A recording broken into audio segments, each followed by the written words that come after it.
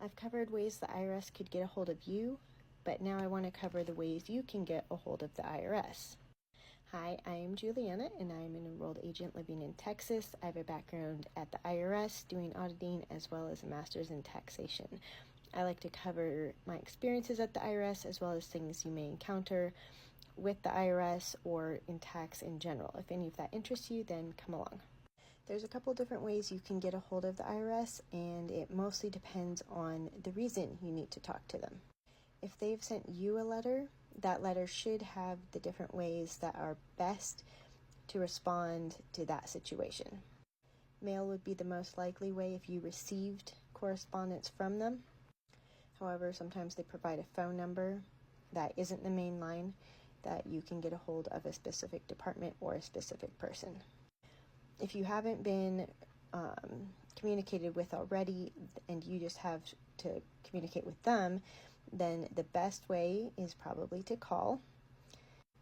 This can be very painful, especially just navigating their phone tree and trying to get to a person, much less waiting on hold for an excruciatingly long amount of time. Due to the hiring freezes and then COVID, these wait times have increased vastly. Even preparers are getting hung up on, and it is very frustrating.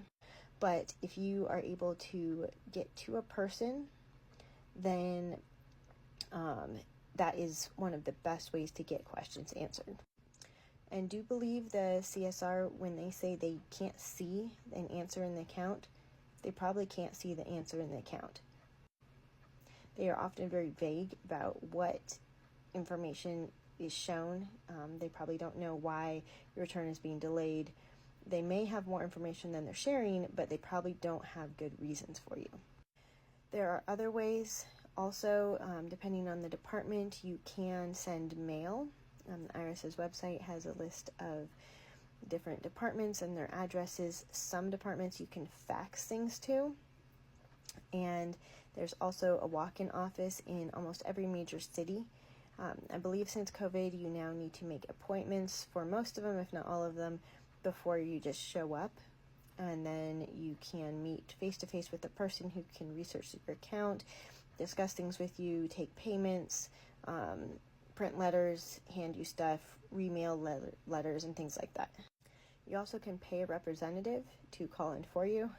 They will often charge by the hour, and sometimes the hold times are awful. Practitioners do have a different line that we are allowed to call, and so sometimes, not always, but sometimes we can get through when you can't on the main line. Often though, in the past couple years, my experience is it just says the lines are too full and then it hangs up. So depending on your issue, you have to see, is it really worth it to try to talk to the IRS?